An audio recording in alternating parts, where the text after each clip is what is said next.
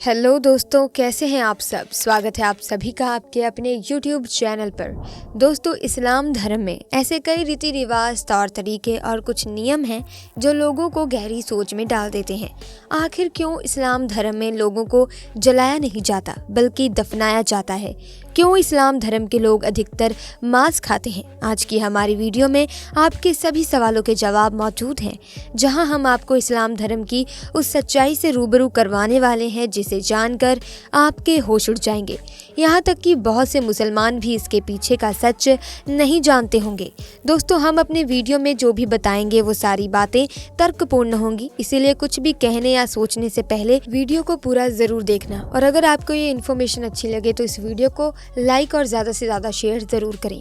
दोस्तों, इस्लाम धर्म का सच जानने के लिए सबसे पहले आपको रामायण के बारे में पता होना चाहिए कि रामायण में सभी राक्षसों का वध किया गया था, लेकिन सिर्फ सूर्पनखा का वध नहीं किया गया था। नाक और कान काटकर उसे छोड़ दिया गया था, जिसके बाद सूर्पनखा अपना चेहरा कपड़े से छुपाकर रहती है। रावण की मृत्यु के बाद सूर्पनखा अपने पति के साथ शुक्राचार्य के पास गई और जंगल में उन्हीं के आश्रम में रहने लगी। राक्षसों का वंश खत्म ना हो इसीलिए शुक्राचार्य ने शिवजी की आराधना की और शिवजी प्रकट हुए और अपना स्वरूप शिवलिंग शुक्राचार्य को देकर कहा कि जिस दिन कोई हिंदू इस पर गंगा जल चढ़ा देगा उस दिन राक्षसों का नाश हो जाएगा। जब तक जो राक्षसों का वंश है इसी तरह चलता रहेगा। अब शुक्राचार्य चाहते थे कि कोई भी उस शिवलिंग तक ना पहुंचे और राक्षसों का वंश कभी भी खत्म ना हो। इसीलिए शुक्राचार्य ने यही डर की वजह से शिवलिंग को हिंदुओं से दूर रेगिस्तान में स्थापित कर दिया, जो आज अरब के मक्का मदीना में स्थित है।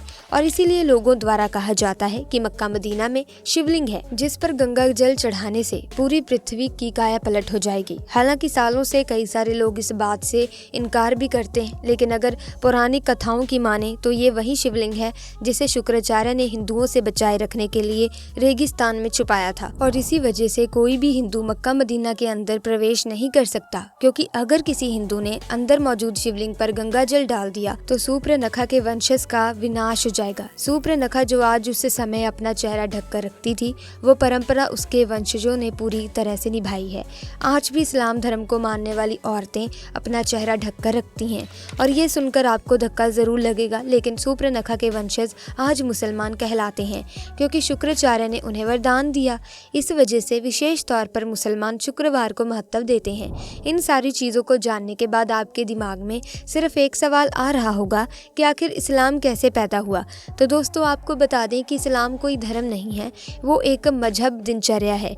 वहाँ पर मजहब का मतलब होता है अपने कबीले के गिरोह को बढ़ाते चले जाना, यानी कि अपने कबीले में रहने वाले लोगों की संख्या में बढ़ोतरी करते जाना, यानी कि अपने कबीले में रहने वाले लोगों की संख्या को बढ़ाते रहना। और अरब के देशों में सिर्फ और सिर्फ रेगिस्तान पाए जाते हैं। वहाँ जंगल तो छोड़िए, हरियाली भी नहीं होती, लेकिन वहाँ पर मुश्किल से एक दो पेड़ पौधे ही नजर आते हैं। और इसी वजह से वहाँ पर लोगों के मरने के बाद उन्हें जलाने के लिए लकड़ियां ना होने के कारण शरीर को जमीन में दफना दिया जाता है।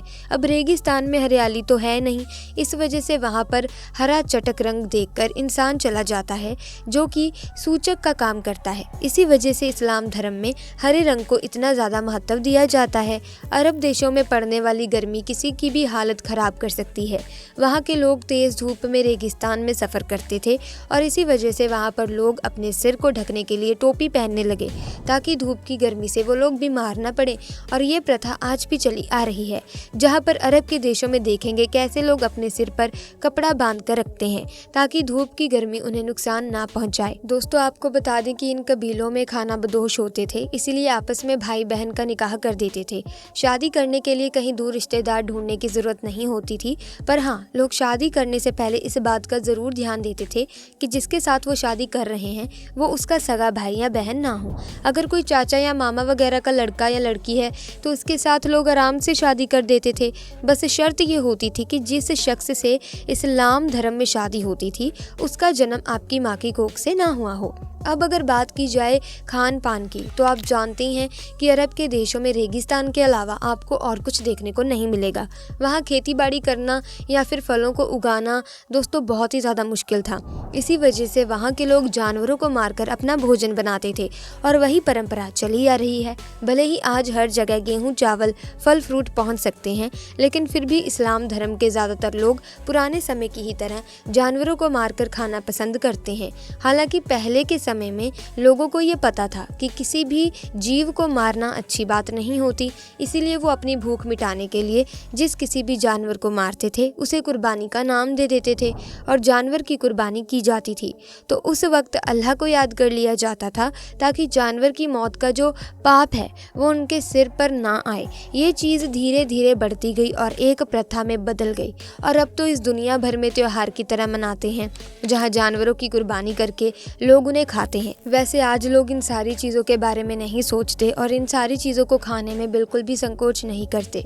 अब ये बात तो आप अच्छे से जानते हैं कि रेगिस्तान इलाके में मूर्ति बनाने के लिए मिट्टी नहीं मिलती, जिसकी वजह से उन्होंने मूर्ति पूजा को अपने कबीले से खारिज ही कर दिया। कबीले को एक जगह से दूसरी जगह आना जाना रहता है, इसीलिए वो कम बर्तन रखते थे और एक ही थाली में 4-5 लोग बैठकर खा लेते थे। मुसलमानों के कबीलों की संख्या को अधिक से अधिक बढ़ाया जा सके, इसीलिए कबीले में एक आदमी को 4 शादियां करने की इजाज़त थी। अब इन सारी बातों पर गौर किया जाए तो इससे ये चीज़ साफ होती है कि इस्लाम कोई धर्म नहीं है बल्कि कबीला है, जिसे सिर्फ जनसंख्या को बढ़ाने के लिए बनाया गया और इसके जो नियम हैं उनके सिद्धांत नहीं बल्कि इनकी दिनचर्या है। जिस तरह का वातावरण इन्हें मिला उसी हिसाब से इन लोगों ने जीना शुरू कर दिया और आज भी वातावरण और आसपास का माहौल बदलने के बावजूद ये लोग उसी तरह से अपनी ज़िंदगी बिता रहे हैं। दोस्तों, हमने आपको इस्लाम से जुड़ी जितनी भी बातें बताई हैं वो सारी सच्ची हैं, तभी तो आज इस्लाम धर्म को मानने वाले लोगों की संख्या लगातार बढ़ती जा रही है, जिस पर चाहकर भी कोई रोक नहीं लगा सकता। और जिस हिसाब से मुसलमानों की संख्या बढ़ती जा रही है उसे देखते हुए कहना गलत नहीं है कि आने वाले कुछ ही सालों में दुनिया में सबसे ज़्यादा मुसलमानों की आबादी देखने को मिलेगी। अब हमारे बहुत से मुसलमान भाई बहनों को ये सारी बातें सुनकर बुरी भी लग रही होंगी, हम उनके धर्म को इस तरह से कह रहे हैं, पर दोस्तों हमारा इरादा किसी भी धर्म को ठेस पहुंचाना बिल्कुल नहीं है, बल्कि हम तो आपके सामने कुछ ऐसे फैक्ट्स रख रहे हैं जो पूरी तरह से लॉजिकल हैं। अगर आप उस पर गौर करेंगे तो आपको समझ में आएगा कि हम जो कह रहे हैं वो वाकई में सच हो सकता है। और इन सब की सबसे ज़्यादा हैरान करने वाली बात यह है कि इस्लाम धर्म को मानने वाले लोग खुद भी नहीं जानते हैं कि वो इस तरह की सोच रखते हैं और क्यों इस्लाम धर्म को मानने वाले अधिकतर लोग दूसरे धर्मों को कम समझते हैं। हम ऐसा नहीं कह रहे कि मुसलमान लोग भी अपने धर्म को ऊंचा रखते हैं और बाकी लोग अपने धर्म पर ध्यान नहीं देते, बल्कि हिंदू से लेकर सिख और सिख से लेकर ईसाई तक हर धर्म के लोग अपने धर्म को महत्व देते हैं। किसी भी धर्म में, फिर चाहे वो इस्लाम धर्म क्यों ना हो, उसमें दूसरे धर्म को नीचा दिखाना नहीं सिखाया गया, लेकिन फिर भी मजहब के नाम पर दंगे होते हैं, जबकि चाहे हिंदू हो या मुसलमान, किसी को भी ये नहीं पता क्योंकि शुरुआत कहाँ से हुई है और जो नियम कानून वो सीख रहे हैं वो किसने बनाए हैं। लोग तो सिर्फ और सिर्फ आंख बंद करके अंधों की तरह मानते जा रहे हैं, परंतु उसके पीछे का सच किसी को नहीं पता। अब आपको इसके बारे में क्या कहना है, आप अपनी राय हमें कमेंट सेक्शन में ज़रूर दीजिएगा। इसी के साथ दोस्तों जल्द ही मुलाकात होगी एक नई वीडियो में। अगर आपको ये वीडियो अच्छी लगी तो वीडियो को लाइक करें, शेयर करें और चैनल को सब्सक्राइब करके बेल आइकन को प्रेस करें ताकि आने वाली वीडियोस की अपडेट आपको मिलती रहे। Thanks for watching.